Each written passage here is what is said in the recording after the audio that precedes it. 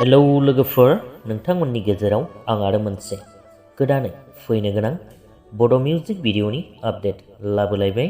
स' आसा खालामो नोंथांमोना भिडिअखौ जोबजासिम नायलांगोन होननानै। स' लोगोफोर, बेनो जादों बादारि फिल्म प्रडाक्शन बेनारजों गोदानै दिहुनजानाय मोनसे सिखनाझाराव सुबुंनि आगान मुंनि ड्रामाटिक बड' मिउजिक भिडिअ फैगासिनो दङ।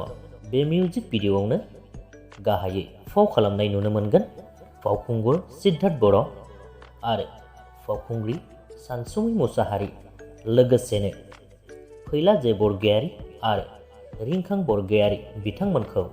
बे ड्रामेटिक मिउजिक भिडिअनि स्ट'रि स्क्रिप्ट लोगोसेनो मेथाइखौ लिरदों बिथां बिपुल मुसाहारियानो, लोगोसेनो मेथाइखौबो रोजाबदों बिथाङानो।